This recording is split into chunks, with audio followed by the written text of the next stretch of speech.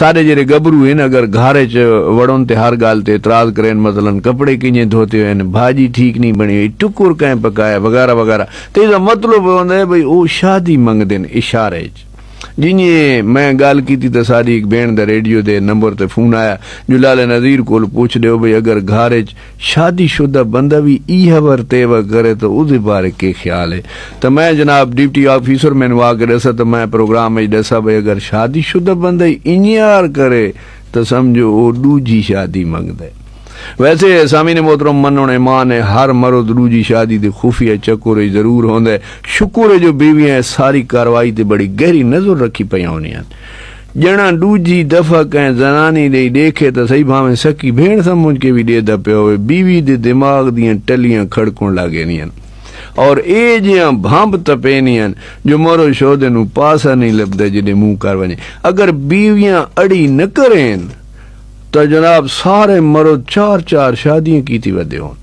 ہکڑی میں سوچیندہ بیٹھا ہم جو بیوی دے 4 حروف ہیں شادی دے بھی 4 حروف ہیں نکاح دے 4 ہیں شوہر بیگم زوجہ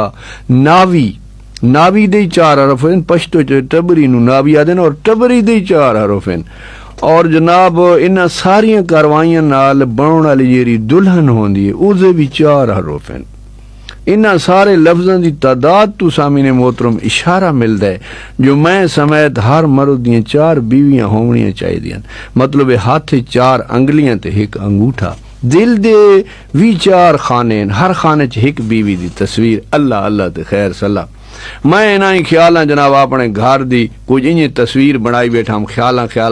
بھائی ایک زنانی میرے کان دودھ پتی بنے دی کھلیے دوجی میرے کپڑے استری کریں دی کھلیے تریجی وال چھڑویں دی بیٹھی ہے ویڑے چوتھی صفائی ستھرائی کریں دی تے میں کمرے چ با کے ٹی وی دے دا بیٹھا لیکن نہام ہو جائے میں نو خیال ہے جو ٹھیک ہے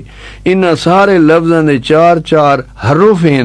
لیکن پتریری ڈنڈے دے لفظی 4 ہیں تے لترے دے بھی 5 حروف ہیں پورے 4 ہیں